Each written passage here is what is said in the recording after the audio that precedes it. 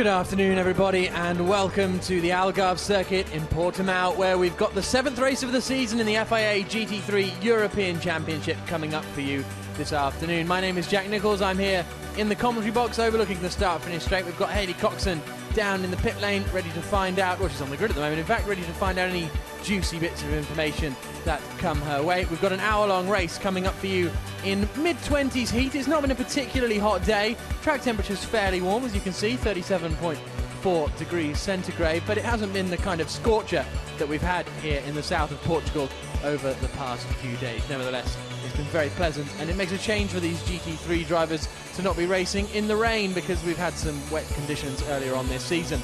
Here's how the championship lies coming into this race then. Dominic Baumann and Maximilian Buch, they are on the top of the championship, and they're also on pole position for this race. Gaetano Ardagna-Perez and Giuseppe Chiro second in the championship. Stefano Guy and Michael Lyons in third. So second and third for AF Corsa. David Mengsdorf and Harry Prochek in fourth. Max Nilsson and Mika Vähämäki, the teammates of the championship leaders, are in fifth place, with Nii Amorim and Cesar Campanico, the Portuguese squad of Team Nova driver, in sixth place. So that second and third place in the Drivers' Championship means that AF Corsa are currently topping the Teams' Championship, 188 points, some 15 or so points clear of Heiko Gravity Charoux's team, with 116 points, I should say, of Heiko Gravity Charoux's, who are in second place. But qualifying took place this morning, and it really was very much a story of Heiko Gravity Charoux's. Another story, though, we've got Natalia Frodina. She's going to be starting there at the back of the grid in her Lamborghini Gallardo in 11th position. You can see Natalia strapped in, just getting a little bit of last-minute advice, is the Russian. She's going to be handing over to Albert von Turnen-Taxis at the mandatory pit stop window. So we've seen Natalia out in a couple of rounds so far.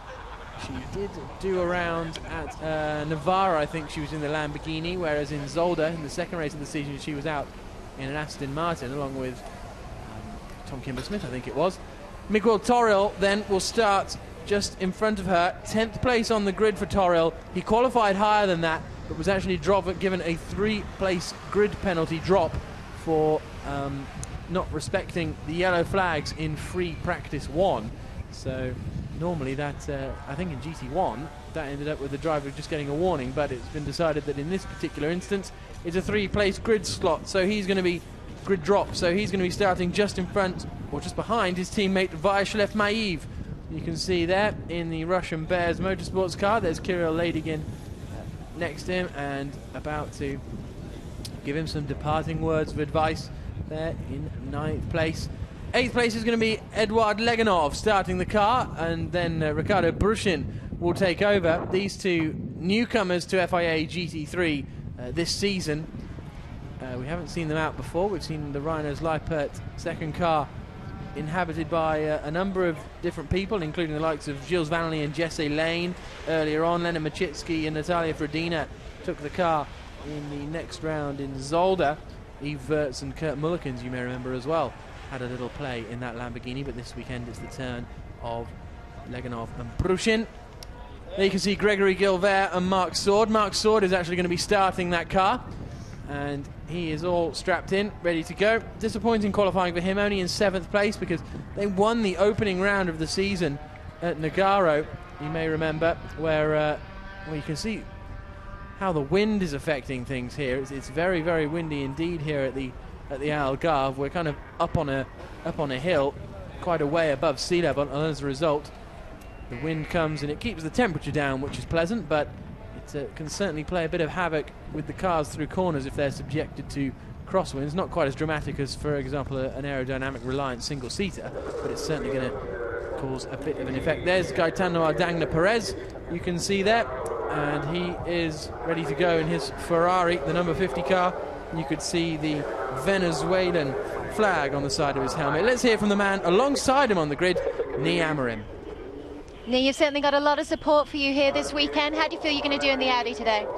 Yes, it's my home track. The balance of the car is perfect for the race, and I hope to finish well in this track. Thank you. So Nii Amorim will be starting in 5th place on the grid. Fairly happy with that, I think, in that qualifying session. 5th place for them. Team Nova driver, Portuguese squad, Nii Amorim and Cesar Campanico both Portuguese men. So it's an all-Portugal setup for their home round of the season, although Niamrim is from Lisbon, some 2 or 3 hours up the road. He's still going to be wanting to put on a good show in front of many friends and family who have come to support Team Nova driver here this weekend. There then is the 4th place car. Michael Lyons will be starting that machine. He'll then hand over to Stefano Guy, but the Ferrari's not quite as strong here this weekend as we've seen them in other venues, with the 4th and 6th position on the grid.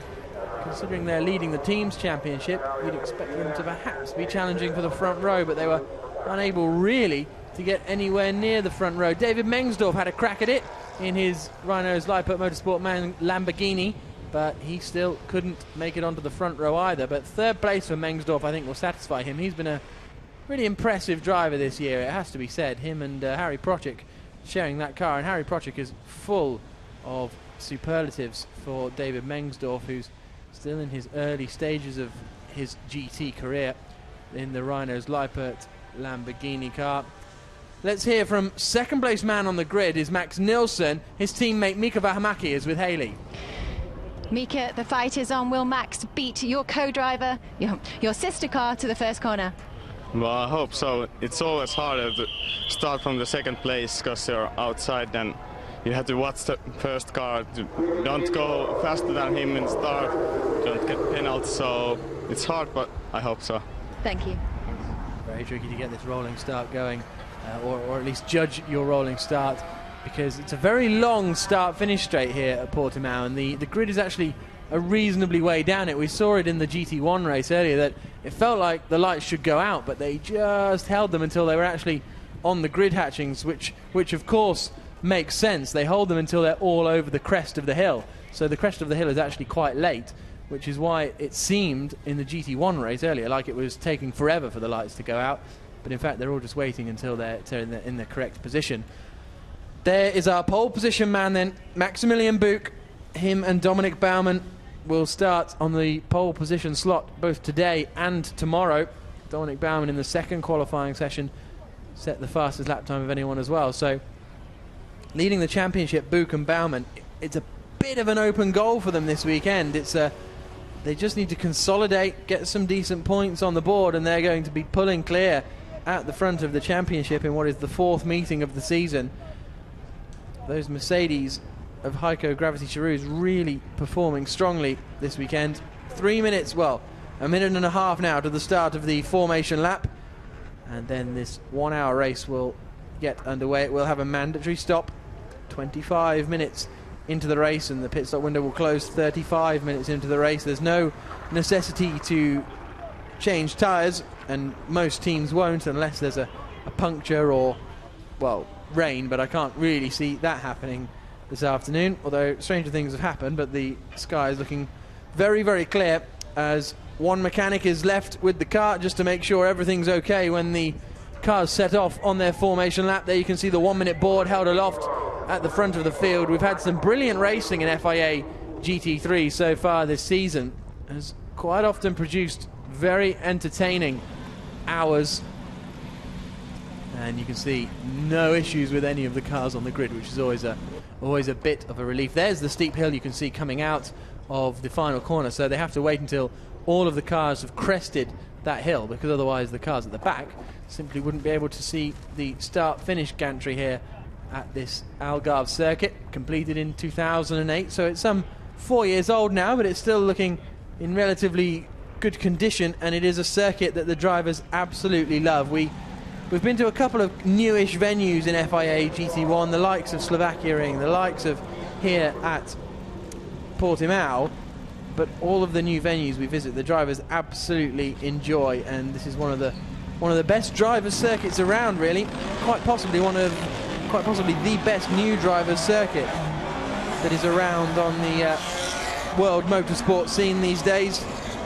Doesn't matter what you come here and drive in, everyone absolutely loves it. We even had some, before this race, there was a support race here, some Portuguese single-seaters with Formula Fords, Formula Vs, all sorts of wingless single-seater contraptions. So, and even them which are relatively, compared to these guys, very slow. We're having a whale of a time out there. Here's the grid then. Mercedes lockout on the front row. Buch and Nielsen will be starting the race. Mengsdorf and Michael Lyons are on the second row of the grid. Lamborghini and Ferrari side by side. Then we've got the first of the Audis in the hands of Nii Amorim. Gaetano Ardagna Perez in 6th place. Mark Sword and Edouard Leganov are on row 4. Vaishliv Maiv and Miguel Toril are on the next row of the grid for Russian Bear Motorsports Ferraris. And Natalia Fredina will start her Lamborghini Gallardo in 11th position as she continues to get used to racing, because it was only her first race ever back in Zolder when she had a go in the Aston Martin with Tom Kimber-Smith, and it was a decent start. She's slowly closing in on the group in front. There you've got the two Russian Bear Motorsport cars, and there is Fredina in the Reiter Engineering Lamborghini that she'll hand over to Albert von Turnentaxis. Von Turnentaxis telling me he's finding it very, very useful to do FIA GT3 as well as FIA GT1, because it's giving him, in effect, double the track time, really. Even though this car is GT3 specification, it's still the same basic principles as its FIA GT1 sister, if you can call it that. So here is the left-hander at the top of the hill. This is up at turn 14, then they'll come through turn 15, and they will start to back up side by side with one another.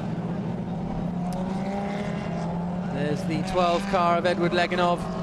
Ricardo Brushin, his teammate, beached the car in the gravel during qualifying. There's a little bit out of sync. Are they going to sort themselves out in a minute? So there's the two Mercedes side by side. Then we've got the AF Corsa car of Michael Lyons. I think it's Gaetano Ardagna Perez who's just a little bit out of position. He needs to pull up alongside Nii Amorim. He has done now. So the leading car pulls into the pits, and this race will get underway in just a few moments' time. Remember, all the cars have to crest the hill, and then the lights will be out. The 7th race of the season will be underway.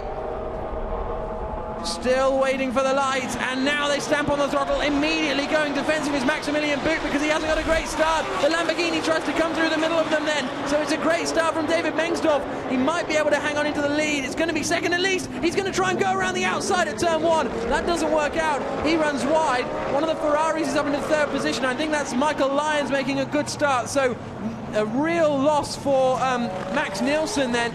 He's the man who was lost out most, and now he's spun and facing backwards at turn 4. So Max Nielsen makes a poor start, then gets involved in an incident at turn 4, and that is a real shame for him, and effectively that's his race challenge for the lead over. Side by side, Mengsdorf trying to hold on to that 2nd position. Round the outside, onto the grass goes Michael Lyons. He gets back onto the circuit, down in 3rd place, but Maximilian Buch has just seen his only real rival for this race potentially spinning at turn 4. We'll have to wait and see what kind of pace the Lamborghini has. So then we've got Gaetano Ardagna Perez has jumped Nii Amorim at the start as well, as the Lamborghini and the Ferrari swing through turn 10 up into the little kink at turn 11, and then under braking for the slightly tighter turn 12. You see the differing lines that they're taking through there. It's a good start from one of the Russian Bear cars. I think that is Miguel Toril who has made the best start. It is. That's Vaishliv Maiv then further back. Miguel Toril, who was, of course, demoted 3 grid places, as I said. His teammate, in fact, Sergei Rabov, was given a €700 fine for speeding in the pit lane. So I've been able to see the race stewards a couple of times already of Miguel Toril and Sergei Rabov, but they made a good start. But no one's made a better start than Maximilian Buch as he exits the final corner, turn 16, comes across the line. He leads then, and he's got a 2.3 second gap over David Mengsdorf behind him. Michael Lyons in 3rd place, and he's looking racy as they drop down the hill. You can see that smoke again coming from the back of the Lamborghini, where it seems the tyre is rubbing on the inside of the bodywork. We saw that during the qualifying session. Rhino's Leipert guys assuring us that there's nothing particularly wrong with the car. It's just a little bit of rubbing going on. This Lyons really starting to push that AF Corsa Ferrari hard. Nii Amorim also is going to try and get past Perez before too long. But this This is the battle for second position, down into the hairpin. Turn 6. Now what kind of pace will Maximilian Buch have up at the front? There he goes, flashing out of shot. But then it's this second and third place battle. If they start fighting, that could really play into the hands of Maximilian Buch. Of course, we do have pit lane time penalties to come into play, of course. So the top 3 from the last race are given 15, 10 and 5-second penalties respectively. So that means that Maximilian Buch and Dominic Baumann will have to spend 15 seconds longer in the pits than most of their rivals. Prochik and Mengsdorf will have to be 10 seconds longer, and Campanico and Amorim will have to be 5 seconds longer. So they need to get on it, really, does Buch and Baumann. It's not easy by any stretch of the imagination because of that success time, effectively, that's been added. They need to create a buffer to the cars behind them, otherwise they're going to be in a real battle here today. Nee Amorim is already in a real battle with Dagna Perez as they come out of the final corner. Got a pretty good line through there, has Amorim. Don't know if he's going to be close enough as they flash past the start-finish straight. No, not quite close enough. The Ferrari looking pretty strong in a straight line. Miguel Torrell then up into 6th place. Car 50 is under investigation. That is Dagna Perez. So I haven't spotted anything, I don't think, at the start, but obviously the stewards are a little more eagle-eyed than I am. But Dagna Perez heavily involved in this battle now with Nee Amorim, who looks to the inside on the run down into turn 6. It's a downhill braking zone there for the hairpin. He's not going to be quite close enough, although Perez had to cover the inside line, so he's obviously not feeling particularly confident in how that Ferrari is behaving at the moment. Meanwhile, it's the opposite is true of Michael Lyons, really putting David Mengsdorf under some pressure. We were talking Mengsdorf up before the start of the race, saying how impressive he's been, and he's going to have to draw on all those impressive qualities if he wants to keep Michael Lyons behind. Here's a replay of the Mercedes spinning. Okay, so that's why Perez is under investigation, of course. So it was Dagna Perez who nerfed around Max Nielsen, in the number 2 Mercedes. So that'll be why he's under investigation. Exactly what the stewards decide to award, we'll have to wait and see. They can give them a 10-second stop-go penalty if they feel it's required, or they can decide to do it as a matter of grid penalties at the next race, which will effectively be tomorrow. So that's under investigation from the stewards. And out onto the start-finish straight comes David Mengsdorf, and if anything, he's managed to consolidate the gap a little bit. At the front, Maximilian Buch is pulling away by the tune of a second a lap at the moment. He's now 4 seconds ahead of that second-place battle after just 3 laps. But Michael Lyons on that last lap, a tenth of a second slower than David Mengsdorf in the battle over second place. Mark Sword then comes through, and here, slicing through the field, is Max Nielsen. He goes through past Václav Maliv and up into 9th position on his climb back through the field. That's been the story of the season, really, for Max Nielsen and Mika Vähämäki. They've always had the pace of their teammates Buch and Baumann, but just never been able to actually pull it out of the bag come race day. So that's why they are down in 5th place in the championship. They did win in Navarra, but that was their one and only podium finish. Was a win 2 races ago, 1 round ago in Navarra. And you can see Max Nielsen at the wheel at the moment. He's got to try and get past Edward Leganov.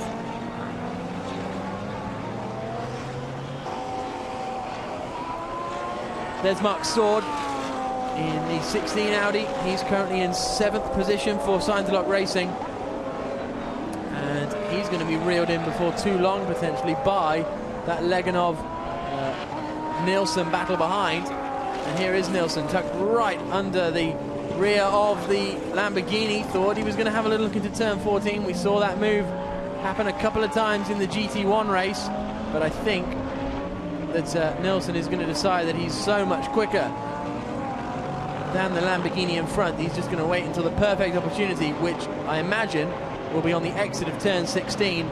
We'll take a wider line in, try and take more momentum through the corner. and get a better run out. It's not quite worked out for him. He might be able to have a little look alongside if he can try and get a bit of a slipstream. Here he comes then, looking to the inside, Max Nielsen. Can he get past Leganov? Yes, he can, before they even get to the braking zone. So Nielsen on a bit of a charge. He's now up into 8th position. And his next target will be Mark Sword up in front. And well, there is his next target. He's almost with him already. The gap between Lyons and Mengsdorf. Michael Lyons has got past David Mengsdorf, actually. I've just spotted on the timing screen. So there has been that change for second position. Michael Lyons is now ahead of David Mengsdorf, but here's this battle between Sword and Nielsen. To the left-hander at turn 7, and then into 8 and 9. So where will Max Nielsen decide will be his best opportunity to try and get past Mark Sword? Mark Sword, a very experienced racing driver, 66 years of age, and he's been racing a very, very long time.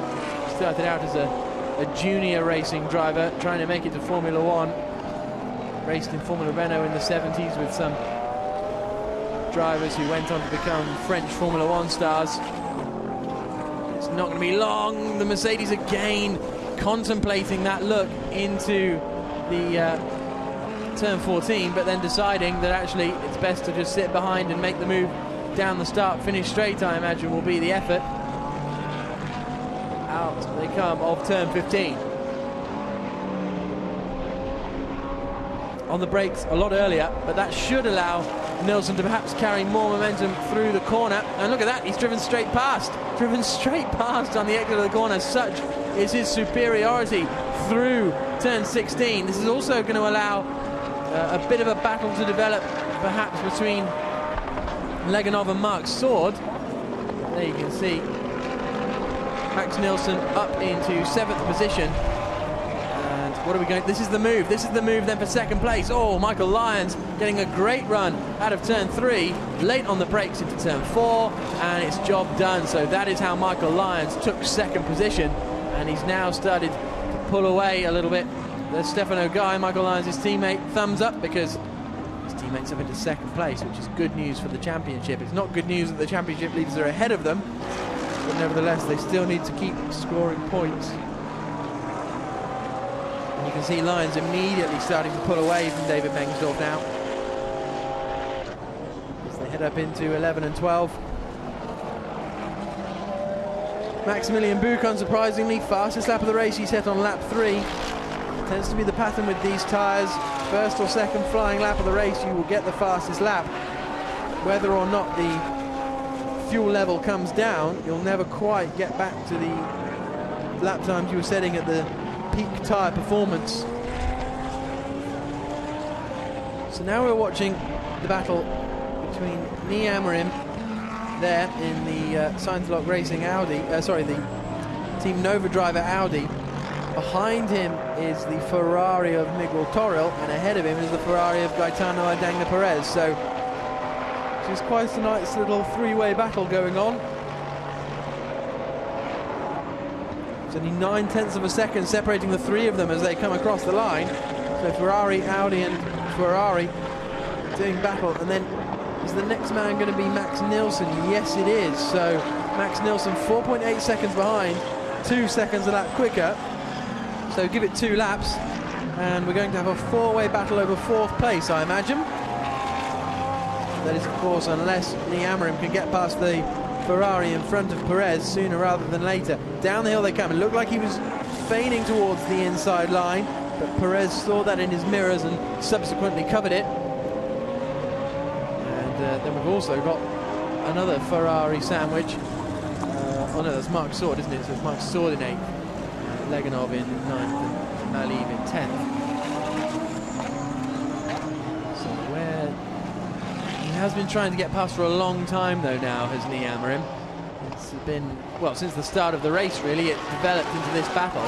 Slowly Miguel Toril from 10th place on the grid has hauled himself up into this battle. So Toril and Ryabov are starting to get some decent pace actually. They started out struggling a little bit with the Russian Bears Motorsports Ferrari 458, but they have slowly progressed and now find themselves challenging for top 5, top 4, possibly even podium positions before too long on genuine pace. But keep an eye out behind. You'll just see coming into shot on the bottom. You won't. He's not that close yet, Max Nielsen. So these three are very close. And once again, the Amarim's got a good line out of the corner, but he doesn't quite have the straight line speed. Gaps come down between second and third again, so that's worth keeping an eye on as well. There's a few nice battles we've got going on. There you can see Max Nielsen coming over the line. Oh, that was a half-hearted maneuver there from Nii Amarim, and that's going to compromise his run out and is going to allow Miguel Toril to send one up the inside into turn 4. Have you seen him? Yes, he has. Amarim will still have the inside line for 5. They're going to try and go side by side through there. It's not going to work out for them. That was good opportunistic driving from Toril. He saw that half-hearted maneuver from Nii Amarim and thought, this could be my chance, one of my only chances to get past, and he sent one very late in the day into the hairpin. He was struggling to get that one stopped, wasn't he? So Miguel Toril feeling very racy. This is all played into the hands of Ardagna Perez, who's disappeared off the road, and Max Nielsen, who has now been brought into the battle as well. So this is all a squabble ultimately over 4th place, but now it's become a two-way fight over 5th position, really.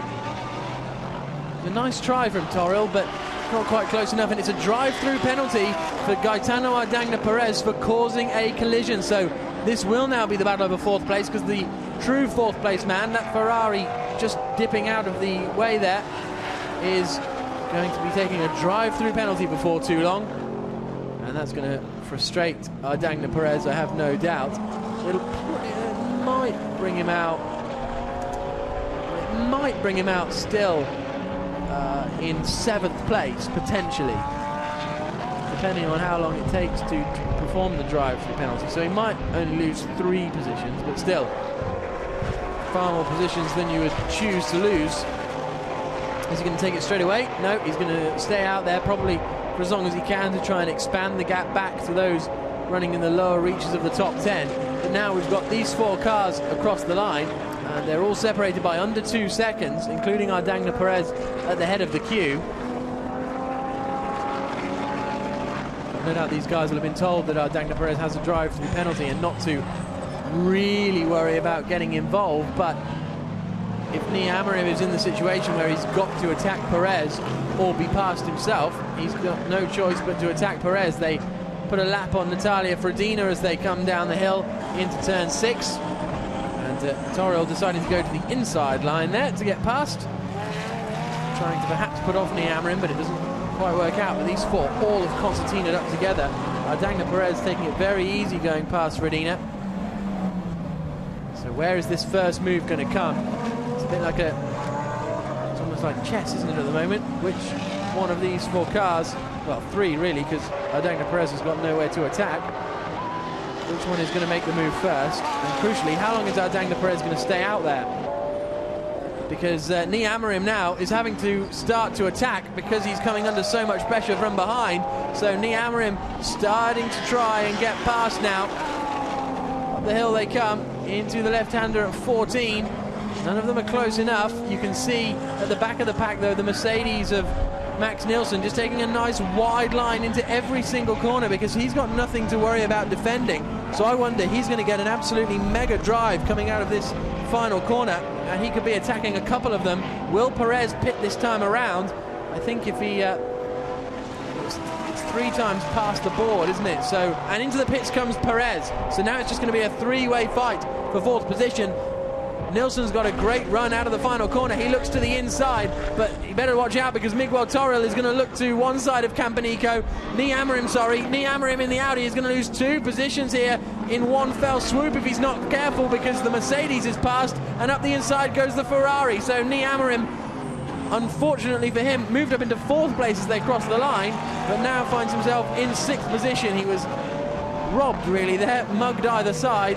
And there you can see exiting the pit lane Ardagna Perez. Now, is he going to get out in 7th place ahead of Mark Sword? It looks like he is to me. Very, very wide down there at the hairpin for Max Nielsen. But I don't think this battle So I think Nilsson may begin to pull away, but I don't think the battle between the Ferrari and the Audi is over yet. With only 7 minutes to go until the pit stop window opens, actually, that's all happened quite quickly. So it's not going to be long before these drivers hand over to their teammates, many of which run at rather different pace levels. I think it's fair to say. Certainly in the likes of Nia Amarim and Cesar Campanico, there won't be too much of a pace difference. Here's our race leader though, Maximilian Buch. He's been cruising away up at the front of this race. 8.8 seconds clear as he crossed the line last time around. 47.9 for him. Lapping very consistently indeed. And then here's the visual gap. That's what 8.8 seconds looks like as Michael Lyons crossed the line. Well, 9.9 seconds now. He's gone out by another second on that last lap. David Mengsdorf is keeping Michael Lyons honest at the moment. He's not letting him get away too far. And then we've got Max Nilsson, Miguel Torrell and Nia Amarim.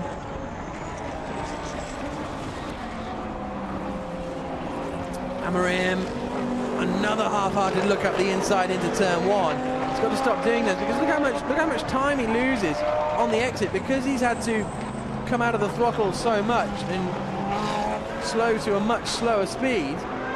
It's very, very difficult for him to keep up the momentum as the David Mengsdorf fan watches on. Mengsdorf still in third position. So you can see how much Nia Amarim was right up with Miguel Torrell, but semi-half-hearted manoeuvre into turn one compromised him massively. And as a result, he's got to work once again at trying to close down on Miguel Torrell in front. Only 5 minutes now till the pit stop window opens. And Maximilian Buch has a 10-second advantage over Michael Lyons. Now, Michael Lyons isn't one of the drivers who has to have a pit stop penalty. So in theory his pit stop should be 15 seconds shorter than Maximilian Buch. So in theory, if well, it's going to be very close actually, because if Buch can keep pulling out at this kind of speed, it's going to be very, very close come pit stop window time as to whether Michael Lyons is able to leapfrog and take the lead or not. David Mengsdorf will have to take a pit lane penalty as well, so that actually could affect him more than it affects anyone else.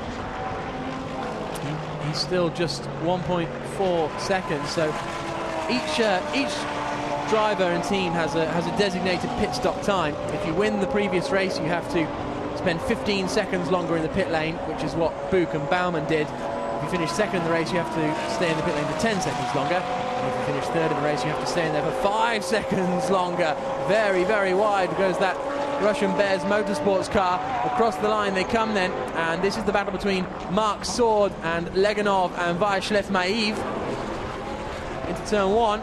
Mark Sword has gone very, very tight in there. Leganov not quite able to get the cutback. Maev could be the man best positioned here, but he's not quite close enough under braking. Big slide. He loves to slide the car. That's one thing you can say about Vyacheslav Maev, is he's got a fairly heavy right foot. The back end always seems to be stepping out. It's fantastic to watch. Possibly not the quickest way around this Portimao circuit. He certainly gives us some entertainment. He was having some... There he goes again. Back end stepping out on the exit of the hairpin as he tries to close in on Edward Leganov.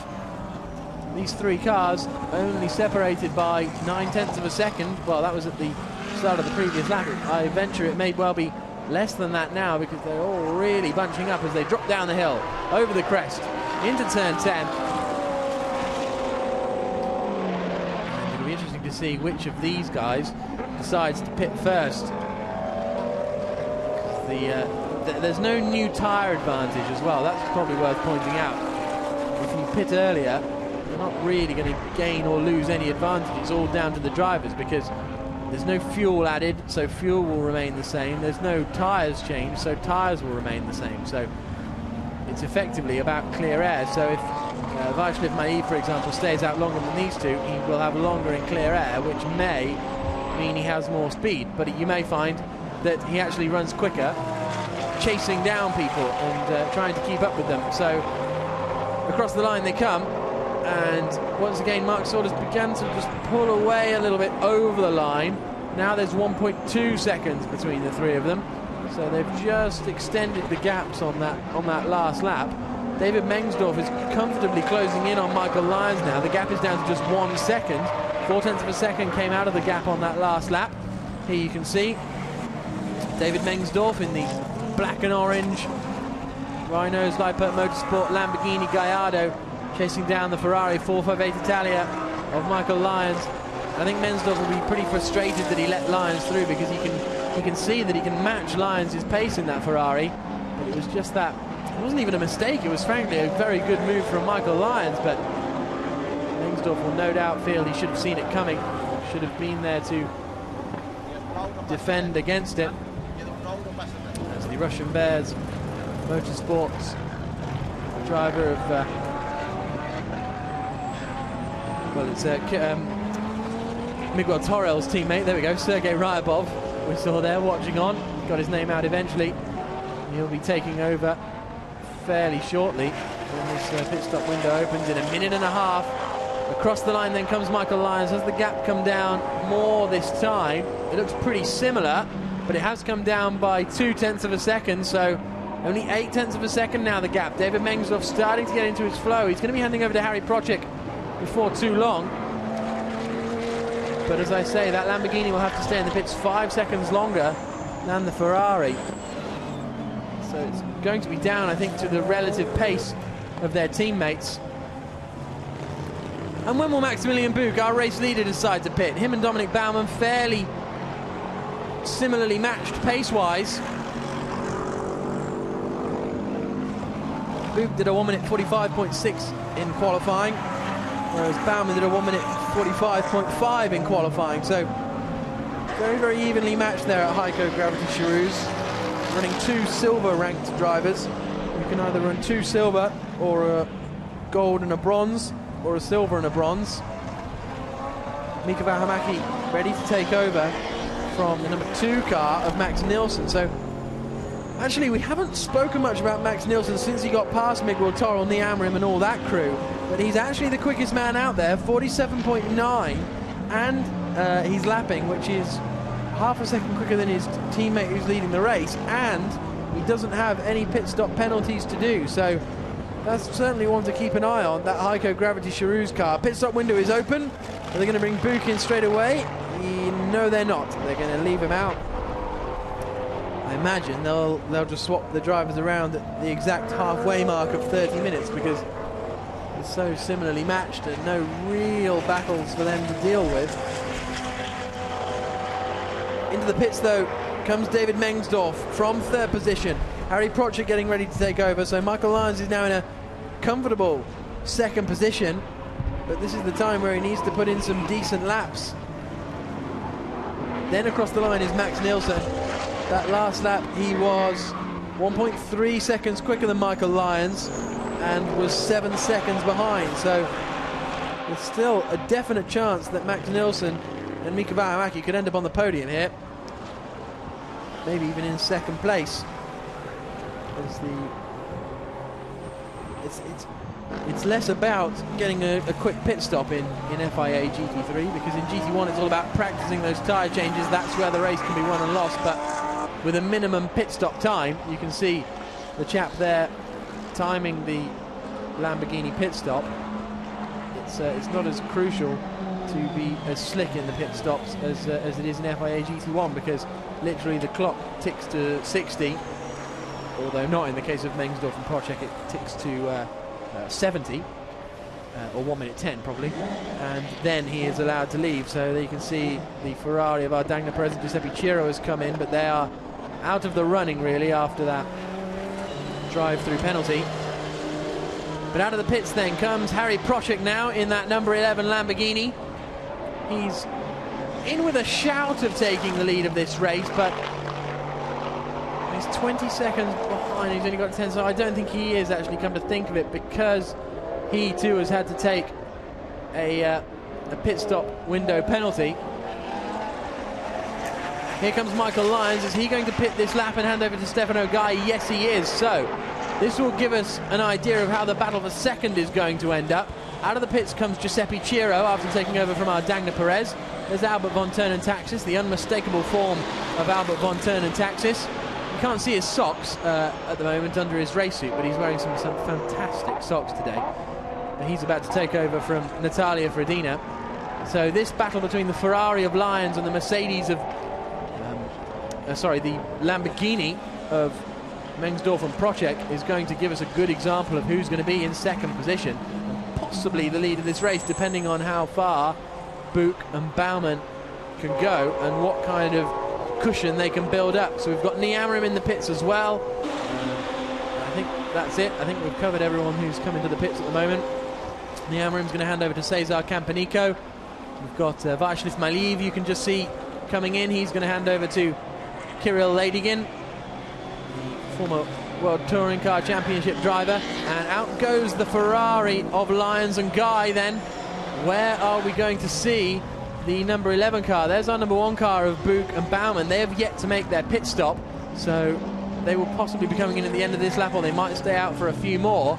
But it's really, where will Stefano Guy in the Ferrari come out with regards to the Lamborghini?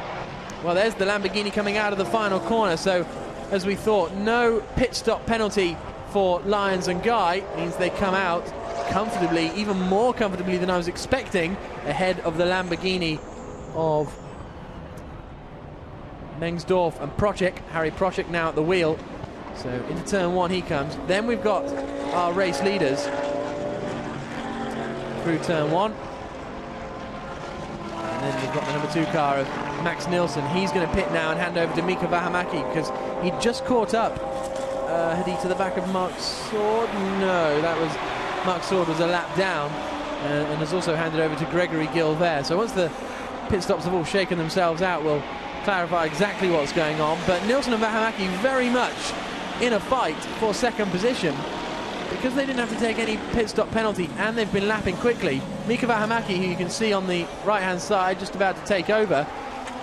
There's a real chance these guys could come in and around the Ferrari and the Lamborghini that were battling over second place. Whether they will or not, we'll have to wait and see. There is Stefano Guy, currently in a net second place, although he's running for 4th on the road. He is ultimately the second place car, so where the Mercedes comes out will tell us exactly where he will be once all the pit stops have sorted themselves out. The engine fires up, and this could be quite interesting. Out of the final corner, oh, as he stalled it, he just about gets it going, Mika Vähämäki, bumping his way down the pit lane. Across the line then comes Stefano Guy. This is going to be very close indeed in the battle for second place. The Ferrari's going to get it just about. I don't think that mistake, that stall from Vähämäki, has cost him too much. It certainly didn't cost him the position, but that is now second and third place, and that means that 4th place now will be this man Harry Procek once all the pit stops have filtered out. That's going to be interesting to watch Mika Vähämäki try and close in on Stefano Guy in the AF Corsa Ferrari. Now we've got Gregory Gilbert attacking Albert von Turnentaxis. I'm not quite sure if this is over position or not. Across the line they come. They've both made their pit stops, but I think Albert might be a lap down here. Yes, he is. He's 2 laps down, in fact, after Frodina's stint. So Albert just backing off and letting Gregory Gilbert go through. He and Kirill Ladygin are in a genuine battle, although they're not quite close enough on the circuit to represent that.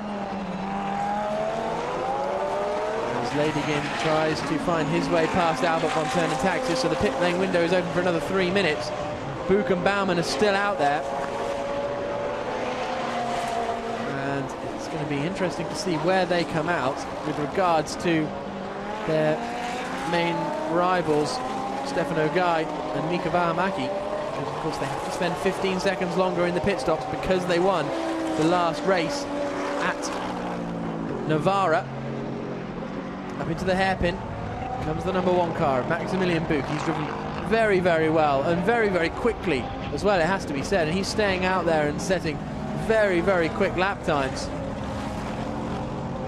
Will he be coming into the pits this time around? Down the hill He comes through the long sweeping right-hander at turn 16. He goes pretty wide, so, but no, then tightens up again into the pit lane. So this is our race leader coming into the pits. Maximilian Buch is going to hand over to Dominic Baumann, and it's difficult to quite tell where this is going to bring them out. It should, I think, be in the lead of the race. I think they've had enough pace and built up enough of a gap. Because the pit stops are so long, if the car behind you pits, they go over a lap behind. So on the timing screens, all you can see is +1 lap. So there's no genuine figure of time to be able to guesstimate whether they're going to come out in front or not. So I'd have thought they're going to have enough. There's Stefano Guy then in second place. Is that only... That's the Mercedes right with him, but that's only at turns 8 and 9. So it's going to be interesting to see how this one develops.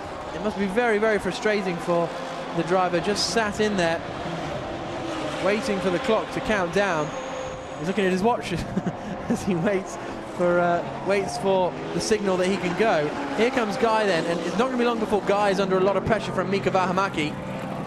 Still waiting. Dominic Baumann, the Austrian driver, is waiting for the signal. Revs begin to rise, and away he goes down towards the exit of the pit lane. I think Stefano Guy is coming around the final corner now. He's not quite at the final corner, so the Mercedes should hold on to the lead. Dominic Baumann, does he retake the lead and the exit of the pit lane? Yes, he does, comfortably, to be fair. So Dominic Baumann resumes the lead of the race, but the battle for second is on. Stefano Guy. Yeah, of course, a Ferrari ahead of Heiko Gravity Charouz Motorsports, number 2 machine of Mika Vähämäki. It's not going to be long before Vähämäki is with him. Look at that, on that last lap, 1.8 seconds the gap came down by. Vähämäki did a 47.5, Stefano Guy did a 49.4. But let us not forget, Stefano Guy has been something of a master of defensive work. If you remember, his greatest hits were probably in Navarra, where he just hugged the inside line all the way down the back straight into the hairpin, and as a result was able to claim a podium finish in that race. It was a second place, in fact, in the first race of the weekend at Navarra. The pit stop window is now closed, but everyone has made their pit stops. Dagna Perez and Giuseppe Ciro, second place in the championship, are down in 9th place in the timing screens at the moment, so that means they'll pick up 2 points, and their main championship rivals Buch and Baumann will pick up 25, so they're going to extend their lead by some 23 points, Maximilian Buch and Dominic Baumann, if things were to finish as they are. How's this battle developing? For second place then. It's developing very nicely indeed. Surely Stefano Guy cannot, even he with his mastery of defending, cannot keep this Mercedes behind. He needs to go straight to the inside line. He's already on his way, or is he? No, he's confident enough to stick to the racing line down into turn 1. Now he'll slowly start to move across. He needs to move across quicker than that, because give Vähämäki half a car width and he's going to take it. Mika Vähämäki moves up into second place. Nothing Stefano Guy can do about it. Michael Lyons, thumbs up, but I don't think that's a genuine thumbs up, frankly. His teammate is now down into 3rd position. He moved across as if to defend, got to the middle of the track, and then kind of didn't defend anymore. I mean, I think Vähämäki, a young racer like him, he gets half the chance, as I say. He smells half an opportunity of getting up the inside. He is going to go for it. Impressive work from Vähämäki. You have to say that, because and his teammate Max Nielsen, because don't forget they got a poor start and then was spun around at turn 4 and dropped to the back of the field. So to climb back up into second place, only 8 seconds behind the leader, suggests that we would have had a bit of a battle royale if he hadn't been spun around. Cesar Campanico we're looking at now in the Team Nova driver Audi R8. The local man, local being Lisbon, the Portuguese man I should say, if we're being technically accurate, his home race of the season. But of course, Estoril is no doubt his home circuit, just half an hour down the road from Lisbon, just outside Cascais. And he has got a comfortable advantage at the moment over Sergei Ryabov, 2.6 seconds. Ryabov has only recently come out of the pit lane, so we don't have a reference point as to how quickly Ryabov is going and whether he can close that gap in. Looking at it visually, I'd say the gap is actually about 4 seconds now. It's just working on my internal chronometer. But here's Giuseppe Ciro. He's closing in on Kirill Ladygin. So we've got a few decent battles developing throughout the field. Here, Kirill Ladygin is in 8th place. Giuseppe Ciro is in 9th place. He knows that every point is going to be absolutely vital for the championship battle. And as a result, if he can close in and get past Ladygin, he is absolutely going to do it. Albert von Taxis has not been left by the Audi in front. There's Natalia Frodina. Fairly happy by the looks of things as Albert continues to lap in the 24 Reiter Engineering Lamborghini. He's doing 1 minute 48.1s, so he's the 3rd quickest man on the circuit at the moment in that Lamborghini, so pretty good effort from von Taxis. There he goes. That's why he's lapping so quickly, because he's not taking any of the circuit, going very wide up there at turn 5. But no, some good driving here from von Taxis. You'd argue you should expect it from a World Championship driver who's had probably double the amount of track time of anyone else this weekend, because he's competing in both series. But nevertheless, there's certainly some potential in that Reiter Engineering Lamborghini.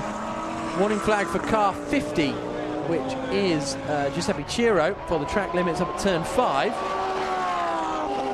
I think Ciro was the man given a lot of warnings for track limits at Zolder as well back in April.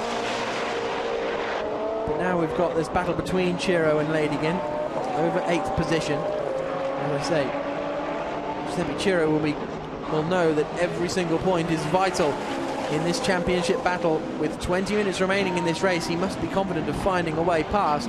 Whether he can then close into Gregory Gilbert up in front, I'd be surprised, but look at this, right on the back of Kirill Ladygin now. Into turn 16. Oh, he's run a little bit wide onto the AstroTurf. That could compromise his run in. He's got much... Maybe that's why he's getting penalised for track limits. Although that's up at turn 5 he's been penalised for. Or he hasn't been penalised, but warned, I should say. Across the line he comes, and he's only 0.4 behind. Russian Bears Motorsports Ferrari versus AF Corsa Ferrari into turn 1. And they look fairly evenly matched through there, don't they? Giuseppe Ciro, 2nd in the championship, as we say. If things stay like this, oh, that's an interesting one to try and get the cut back out of turn 3 and into 4. Sorry, out of 4 into 5. It was an audacious move, because you do compromise your run out of 4 in order to get the best line into 5. So he thought, if I go flat out on the exit of 4, I might be able to get the overlap, but it hasn't worked out for him. But a cunning little maneuver nevertheless from Ciro, showing some decent initiative.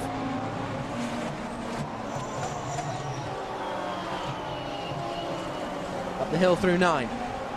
And here's a look at the at the potential excesion of track limits there. It is a tricky corner, to be fair. You do have no idea where the apex is as you come over the crest of that hill. But nevertheless, that was perhaps a little bit extreme for Giuseppe Ciro as he desperately tries. Did he get a bit of grass there on the inside? Let's see if he behaves himself this time around at turn 16. If anything, he's lost a bit of momentum on this lap and is just, as you can see, probably maybe 3 or 4 car lengths behind now. Through turn 16, we go back to one of the coolest camera angles in motorsport. There we go. And needs to be careful, I think, Giuseppe Ciro there. He needs to be very careful indeed. He's pushing very hard with 18 minutes to go to try and get up into 8th position. But think the stewards might be just wondering whether that's entirely appropriate, that line through the final corner. It's not helping him though.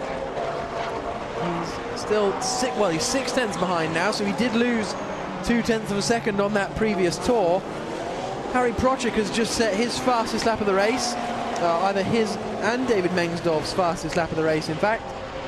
But he's 2 seconds a lap quicker than Stefano Guy, so he's only 3 seconds behind. So the battle over third place is definitely one to keep an eye on. The Portuguese flag flying in the grandstands. That's the I think that's the grandstand down at the hairpin, which will certainly give you plenty of action. Here comes this Ferrari battle continuing. Russians versus Italians. You'd possibly think that the Italians would be running the strongest Ferrari, but at the moment it's pretty even between the two of them. Through turn 10 with 17 minutes to go. And this battle over 8th place continues. Across the line comes Michael Vahamaki. He's happy with 2nd place now. The gap has come down by another second for 3rd place. Stefano Guy and Harry Procek now separated by just 1.8 seconds. So in the next lap or two, there's going to be a challenge on for 3rd place on the final podium spot and the 15 championship points that come with it. Out of 15 though comes this Ferrari battle. Here we go again. Let's have a little look at Ciro's racing line. That's better. He's been warned, hasn't he? That was very, very neat and tidy from Giuseppe Ciro as he comes. He's going to go wide on the exit though as he comes across the line. Only a quarter of this race remaining.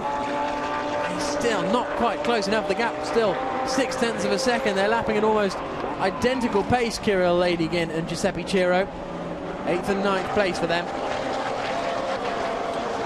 Kirill Ladygin, who picked up a 4th place in the 2nd race at Zolder, which, if I remember correctly, was a massively rain-affected race. And as a result, he finds himself, Kirill Ladygin and Vaishnav Maiev, down in 11th place in the championship. But here's the 3rd place battle then. It doesn't look like it's a battle, but when we see the rate at which Harry Procek is closing in, it's going to be a battle very, very soon. David Mengsdorf is Harry Procek's teammate. He's watching the progress, and he's down in the pit lane with Haley. David, can Harry take that 2nd place? Yeah, Harry is in the moment much faster than the 3rd one. I think in the next 2 laps he passed him and we moved to the 3rd position. And yeah, I think this is the maximum what we can do in this race. Thank you. So David Mengsdorf pretty confident that that pass is going to happen.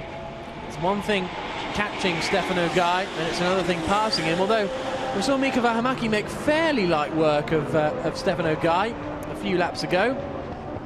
And you can see another 0.6 comes out of the lead, or out of the advantage, I should say, on that previous lap.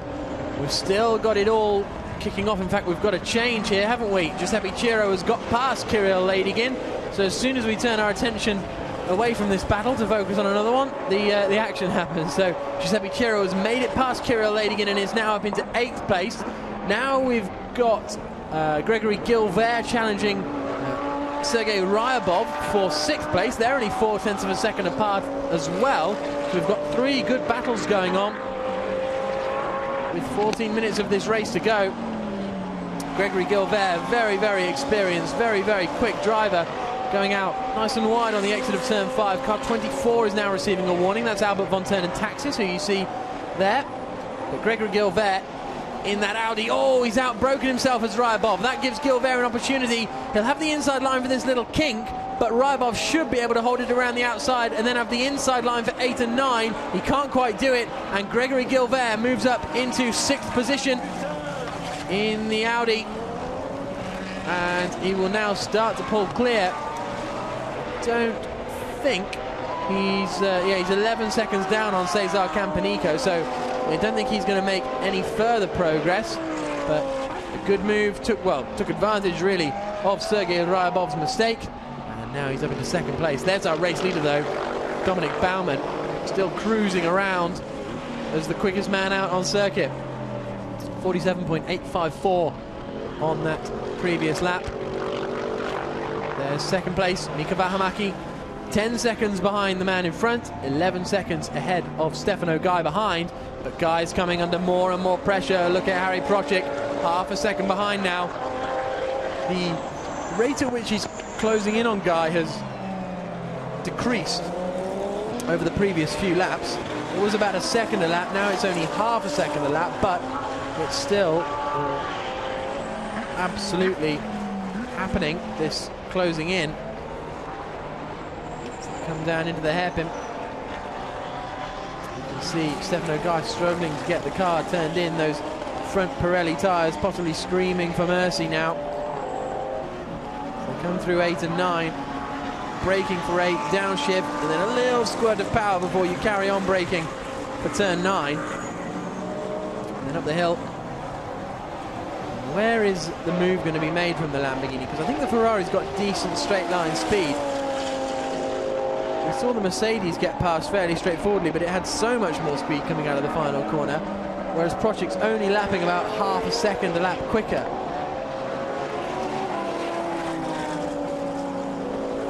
Into the left-hander. Oh, is that a look from Harry Procic? No, it's not. It's a deceiving camera angle because it makes the corner look a lot tighter than and shorter as well than it actually is. There you can see how the gaps have come down. It was 1.2, but then it's only been 0.6 of a second the previous 2 laps.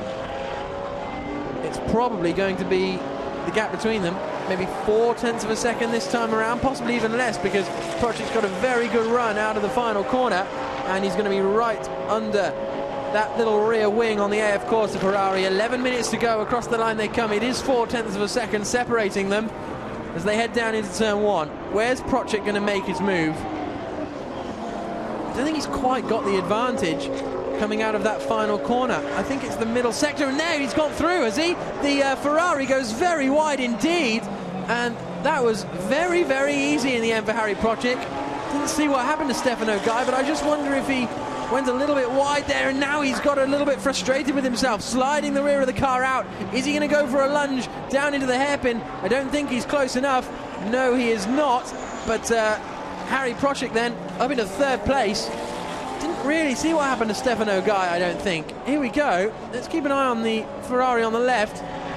Bit out of shape on the exit, maybe. Couldn't quite see it. That must be what happened. He must have tried to take too much speed through turn 1. Back end steps out. He has to run wide. And really, for Harry Procic in the end, that was very, very straightforward. And he's now up into 3rd place. Stefano Guy in 4th. And 5th place is still Cesar Campanico in a fairly lonely 5th position. 10 minutes to go here at Portimao. And this will conclude the action for today here at the circuit. But the FIA GT3 European Championship will be back out tomorrow morning, with the race getting underway at 9:30 local time. Yeah, there you can see he's run out wide already. He's nowhere near the apex of turn 3 is Stefano Guy, and that is where the Lamborghini just glides up the inside. I say it's the last action of the day here at Portimao. It's certainly the last GT action we've got coming up. A few local support races, but then the FIA GT3 European Championship has another race tomorrow morning, 9:30. You can join us for that. Here's Albert von Turnhen-Taxis trying to unlap himself, really. I think on the back of Kirill Ladygin. We'll have a look as they come across the line. Von Turnhen-Taxis looks to the inside line, and it's actually Sergei Ryabov he's trying to go past down into turn 1, and he's gone past Sergei Ryabov, so Von Turnhen-Taxis unlaps himself from Sergei Ryabov, but he's still there in 11th position, so achingly just outside the points paying positions. Up through the left-hander. No retirements in this race, which is good news for everyone except Albert von Turnhen-Taxis, because that would have given him a championship point. He will now head on up the road. What kind of lap times is he doing? High 48s now, although he was tied up behind the Ferrari on that last lap, so perhaps not a truly representative lap time. Harry Procic has quickly put away from Stefano Guy, as you might imagine. The battle between Giuseppe Ciro and Kirill Ladygin has seen Ciro begin to pull away a little bit, to the tune of now 2 seconds. 0.8 of a second a lap, the gap is expanding by. Baumann leads, Vähämäki second, Prochik in third, as you can see there at the standings. Then it's Ferrari, Audi in the hands of Guy, Campanico and Gilbert. So you can, so here, if we look at the top of the screen on this replay, we're about to whiz up for you. You'll be able to see. Oh, okay, so it's going into turn 14. I think we're going to see a very, very wide Russian Bears Motorsports car, and that allows Giuseppe Ciro to come through past Kirill Ladygin. So that's where the overtake happened a couple of laps ago. So good work from our replay men for finding that one out of the archives. And that is how Giuseppe Ciro moved up into 8th place then. So he's now going to pick up 4 championship points, which means the gap at the top of the championship will only expand by 21, but it's still not exactly what they would have wanted. There's Stefano Guy, 4th place. His teammate is Michael Lyons. Let's hear from him. Michael, sadly, Harry took advantage there of Stefano. Is there any issues in the Ferrari, or is it just purely a driver error? Not that I'm aware of at the moment. We're doing our best for pace, but the Mercedes seem to be having their own race between the teammates, so we're just fighting for the rest really. But so far it's great to be here in the circuit. The team, again, we made a good pit stop. I think it's just the result we can achieve with the balance right now. So how have the tyres been performing? We started with the new tyres, so the first few laps were really quite nice, but then there was a bit of a drop, but not that bad as we expected. But the heat is a big factor here for the drop on the tyres. It's a big challenge for the drivers as well. Thank you. Yeah, it's not too hot today, as we mentioned earlier. Only mid-20s. It has been very, very hot the last couple of days. So that's probably where they got their information from for the tyres. Yesterday, for example, when it was low 30s. Mika Vähämäki, 2nd place. He's lapping 0.6 of a second quicker than Dominic Baumann at the moment, but I think both of them are on cruise control. Harry Prochik as well, I imagine, is just bringing the car home because he's got a 4.1 second advantage to Stefano Guy in that 4th position car that he shares with Michael Lyons, who we just heard from with Haley. And we've got Cesar Campanico in that 5th place. He's having a pretty lonely race. He's lapping a lot quicker than Stefano Guy. On that last lap it was 2 seconds. I don't think he's going to have enough pace though to catch Stefano Guy, because we've only got 5 minutes of this race remaining. We might get 3 laps out of it. There's a small chance Cesar Campanico could be knocking on the door of Stefano Guy for 4th place, but I can't quite see it happening, unfortunately. Harry Prochik then, there he is in a comfortable 3rd place, up at turn 11 and 12. And it has been a strong performance from Mengsdorf and Prochik actually. They've got a good start, and they haven't had the pace of the Mercedes, that is true, but both Mengsdorf and Prochik have driven pretty well and had some good fights along the way. Vähämäki this time slower than Dominic Baumann at the front of the field. There is Cesar Campanico then. The gap was 5.2 seconds at the end of the last lap between him and Stefano Guy in front. If it's come down more dramatically, it might just work out. There you can see it was 3.3 seconds on lap 27. So across the line comes Guy. Campanico comes across the line. It's now 3.5 seconds.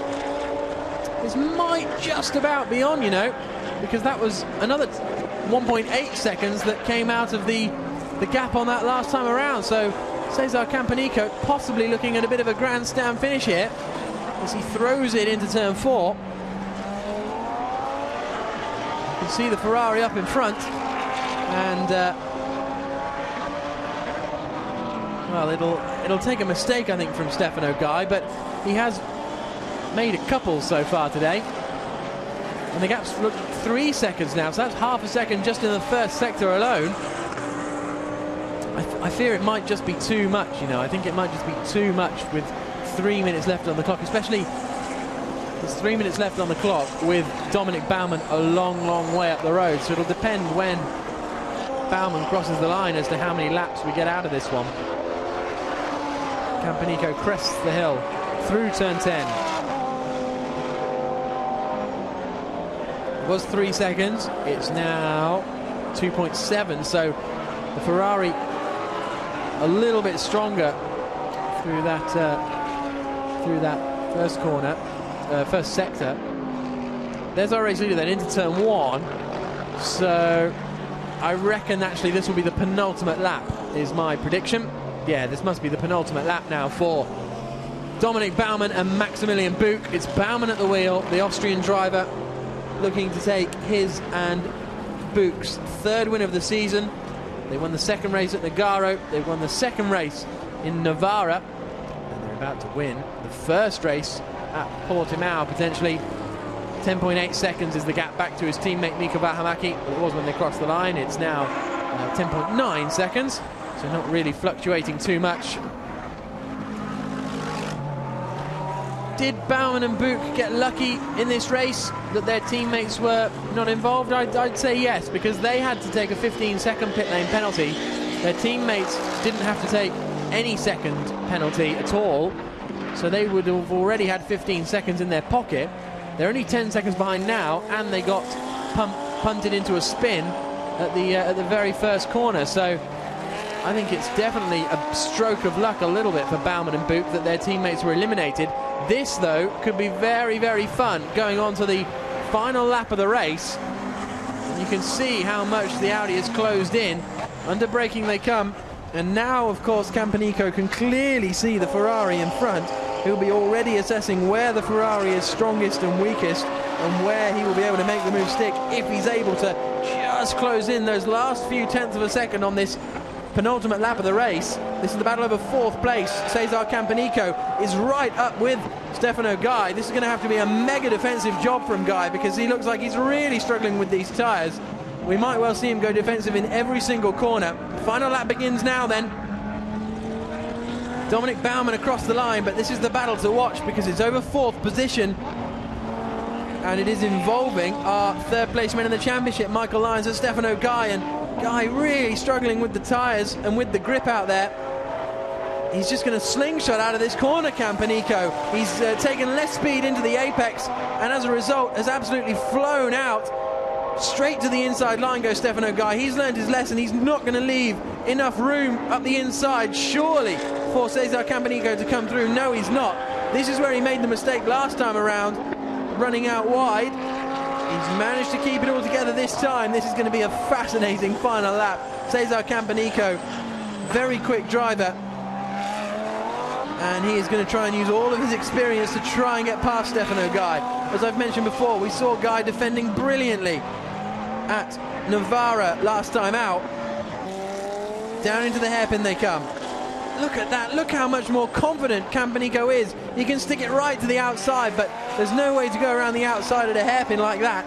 And Stefano Guy knows it and holds the inside line. Final lap of the race in the battle for fourth position. AF Corsa Ferrari versus Sainz versus Team Nova driver Audi. Already though, into the final corner comes Dominic Baumann. He is going to take the win for he and Maximilian Buch. It's going to extend their lead at the top of the championship by some 21 points. Fantastic work for them. They're going to be on pole position for tomorrow's race as well. Can anyone stop them tomorrow? Perhaps a little bit of luck that Max Nielsen got spun around in their number 2 teammate car on the very opening lap, because I think it would have been a lot closer if that hadn't happened. But Mika Vähämäki did a decent job. Here we go, side by side for fourth place, coming into the final sequence of corners, and I don't think Cesar Campanico is going to be able to do it unless he can get an absolutely epic run out of the very final corner and pull alongside down the start-finish straight. That's going to be his only hope. Wide line into the left-hander. Power on through, and the Ferrari's going to hold it, I think. Across the line they come. It's going to be a bit of a drag race, but the checkered flag is out, and the checkered flag falls just for Stefano Guy. In the mix of all that, Harry Prochik finished in third place. Fourth place then for Guy. Fifth place for Cesar Campanico, but he gave us some quality entertainment on the last couple of laps. And Nii Amram, his teammate as well, actually. The Portuguese fans that have turned out to see that Portuguese Team Nova driver car have certainly had some entertainment from their home favourites. Across the line in 6th place comes Gregory Gilbert. 7th place for Giuseppe Ciro. They were second in the championship. I'd be surprised if they are now, because David Mengsdorf and Harry Project are probably knocking on the door. Sergei Ryabov finishing in 8th place. Kirill Ladygin in 9th. Yet to come across the line, well, actually just coming across the line as I say that, is the 10th place car of Ricardo Brushin. And 11th place for Natalia Frodina and Albert von Taxis. But the winner of race 1, as you saw there, Maximilian Buch and Dominic Baumann. Their 3rd win of the season, and possibly their most vital, because that has really extended the gap to their main rivals, as we'll see in a few moments' time. And it was a very commanding drive as well. They will have to take another 15-second penalty to tomorrow's race. It'll be a 10-second penalty for Vähämäki and Nilsson, and it'll be a 5-second penalty for Harry Project and David Mengsdorf. But it's been a fantastic performance so far this season from Project and Mengsdorf. They've been on the podium in every single race, and that's even more impressive when you think that subsequently, after being on the podium, they have to take a pit lane penalty in every single race, but they've still managed to come out pretty strongly. Mercedes-Benz 1 and 2, Maximilian Buch and Dominic Baumann winning, Max Nilsson and Mika Vähämäki in 3rd, with a Lamborghini Gallardo in 3rd place for Rhinos, Leiper, Motorsport, Mengsdorf and Project. Michael Lyons and Stefano Guy finished the race in 4th position, just about ahead of Nii Amorim and Cesar Campanico. Look at that, just 0.3 of a second between 4th and 5th as they crossed the line. Mark Sword and Gregory Gilbert in 6th place, Ardagna Perez, Giuseppe Ciro in 7th place. That's not good news for their championship challenge at all, but we're hoping to get things back on track tomorrow. Toril and Ryabov in 8th, Mailiv and Kirill Ladygin in 9th. Leganov and Brushin round out their debut with a 10th place, with Natalia Frodina and Albert von Taxis in 11th position. So the drivers heading back around towards the podium, and we will bring you the podium ceremony in a few moments' time. Dominic Baumann and Maximilian Buch representing the Heiko Gravity Chirou team from the Czech Republic. It will be the Czech Republic national anthem we hear on the podium, and it'll be a 1-2 for them. The second, I think it's the first time that's happened so far this season. Max Nilsson and Mika Vähämäki have never finished in 2nd place in the race they did win. It was Lyons and Guy who won the race. So the first 1-2 of the season for the reigning champions Heiko Gravity Chirous. A little bit of cosmetic damage there to the bottom of the door frame, but nothing too severe. Dominic Baumann climbs out. Maximilian Buch says, "What have you done to the lovely paint job?" But they are more than happy with their 3rd win of the season. Another example of almost but not quite for Nilsson and Vähämäki. As I say, coming into this weekend, they were 5th in the championship. Had 1 win last time out at Novara, but that was their only podium. So they've had the pace all year, but they just haven't quite been able to turn it into results. Vähämäki seemed satisfied with that. Not quite as happy, of course, as Dominic Baumann. Big hugs for the Austrian driver. And he will climb onto the top step of the podium in a few moments' time. We'll hear from him as well in a few moments' time. There's the Mercedes SLS leading car coming in to the pit lane as well. So it's a bit of an SLS fest down there at the present time, with a Lamborghini thrown in for good measure. Harry Project on the left, David Mengsdorf on the right. Both pretty satisfied, I imagine, with that performance. Another podium for them. And well, you finished first, I think was the message there from Harry Project. And those two have been very impressive. They continue to climb up the championship standings despite missing the opening round in Nogaro. It's been a very impressive performance from them in the Lamborghini. But the race winners, Maximilian Buch and Dominic Baumann, are down there with Haley Coxon. Let's hear what they've got to say after their 3rd win of the season. Congratulations, 3 wins now this season so far for you, Dominic. Oh, that's good. Yeah, 3rd win. Really great job from the team, from Maxi, from everyone. The car was again perfect. As I said before, it's one of my favorite tracks, and we did the best we can do. So that's the win. What a performance, 15 seconds extra in the pits, and you still take the win. Yeah, thank you. we worked out the perfect setup for the race. I think it worked out in the race, and yeah, I'm quite happy to be on the podium, to be on top, and yeah, today we can make a party. Thank you, Max. We'll have to find out where that party is, won't we, Hayley? So Buch and Baumann taking the victory, third win of the season, top of the championship. It's all looking pretty good for them at the moment, isn't it? As we look ahead to tomorrow's race. They managed to beat their teammates, Max Nilsson and Mika Vähämäki, and now it's their turn to enjoy the company of Hayley Coxon. Mika, congratulations, another strong performance by the team. Thank you. It was a really good race after the unfortunate crash with the Ferrari, but glad we made it till the podium.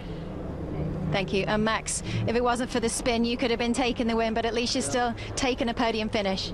Yeah, at least we got on P2. After the crash I was a little bit angry, but I pushed, and everything I got I pushed like hell, and in the end we were P2, so it's not too bad. Thank you, guys. So Max Nilsson and Mika Vähämäki satisfied with second place. I think it's fair to say, and a little bit of a hug from the parents perhaps for Vähämäki, and it's been again, they've just been the nearly men this season. They've always had the pace, they've always qualified pretty well, but come the race something goes wrong, tyre strategy, contact, something like that. Third place then, David Mengsdorf and Harry Procek. Let's hear what they've got to say. Harry, congratulations, another podium finish to add to your stats. Yeah, thank you. I think it was the maximum for the weekend, because the pace of the two Mercedes was really, really fast. So overall, until now, everything was fine. Perfect. Going into tomorrow, David, how do you feel you're going to do in the Lamborghini? Yeah, tomorrow we come from P4, so we must look what we can do. We get only a 5 seconds penalty, so I think we can do tomorrow a good job. Thank you. So David Mengsdorf and Harry Procek. Probably need to remind Mengsdorf to go to the press conference. He was legging it around like a headless chicken earlier on when he forgot to go to the press conference after qualifying. And thanks for that, Harry. I will savour that. Let's have a look at the results then once more. 33 laps of racing means that Dominic Baumann and Maximilian Buch win the race. And it's a Mercedes 1-2. The first time they've managed to convert their qualifying 1-2 into a race 1-2. And it's their first 1-2 of the season as well. Mengsdorf and Procek in third place, as we saw. Michael Lyons and Stefano Guy keep their championship hopes mildly alive in fourth place with a decent points haul. Niamarin and Cesar Campanico in fifth place, with Mark Sword and Gregory Gilvert in sixth place. Leganov and Brushin picking up a point on their debut in FIA GT3. So let's have a look how that affects the championship. You can see that Baumann and Buch have now made a bit of a leap clear. Guy and Lyons move up into second place. Daniel Perez and Chiro still hold on to third, but are dropping further and further behind, now 26 points behind the championship leaders. Max Nilsson and Mika Vähämäki in fourth. Despite all these podium finishes, Mengsdorf and Harry Procek can't quite begin to close in on those guys in front of them. They're only 1 point behind Nilsson and Vähämäki, which isn't too bad from their perspective, I imagine. And as far as the team's points are concerned, there's only 5 points still between Heiko Gravity Charouz and AF Corsa, so that battle's going to run and run. It's surprising when you consider the lead that the number one Heiko Gravity Charouz car has, but AF Corsa have just been consistent across the field. So that is how the championships look after this first race. We're going to have the second race coming up for you tomorrow. As I say, it starts at 9:30 local time, but here are our race winners, Maximilian Buch and Dominic Baumann on the top step of the podium. Max Nilsson and Mika Vähämäki on the second step. And the third step for the Lamborghinis, Harry Procek and David Mengsdorf. Fairly satisfied with that. Heiko Gravity Charouz taking a 1-2 finish. And the team from the Czech Republic will be delighted with that for the first time this season. And there also is Mark Sword as the top bronze finisher as he climbs on to the podium as well on the left-hand side. And here is the national anthem of the Czech Republic.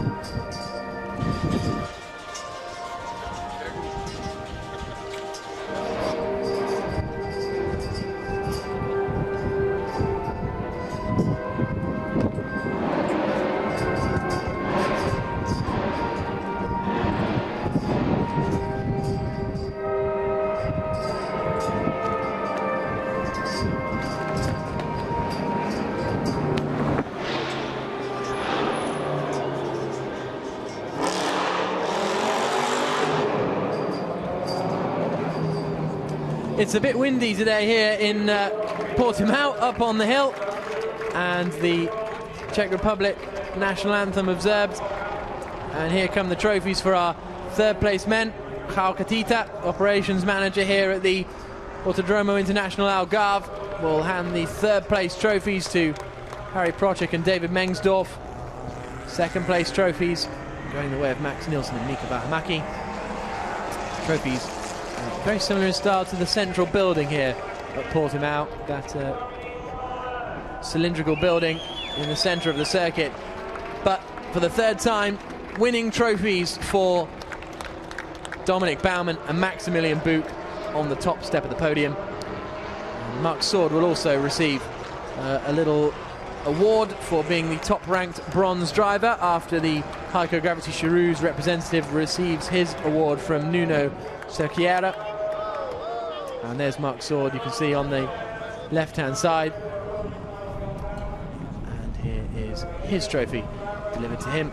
And he will no doubt be pretty satisfied with that. Another Best Bronze Driver award for Marc Sword. He seems a bit worn out after that race. They all pose on the top step of the podium for their photos. The Gravity Charouz team member determined to be right in the centre of the action. Baumann and Buch then first, Vähämäki and Nielsen second, Procek and Mengsdorf in third place. It's a very impressive performance from Vähämäki and his teammate Max Nielsen, but no one can beat Dominic Baumann and Maximilian Buch at the moment. They are on the top step of the podium for the third time, and they are now comfortably in the lead of the FIA GT3 European Championship. We've got more racing though, and that will be coming up tomorrow morning. But first of all, let's have a little look back at what happened in this race. So, at the race start, it was a pretty solid start actually from David Mengsdorf, trying to slice through the middle of the two Mercedes. Almost made it around the outside into the lead, but couldn't quite hold on. There was an unfortunate moment for Max Nielsen up at turn 4. He got punted around by the 50 car of Gaetano Ardagna-Perez. Ardagna-Perez would receive a drive-through penalty.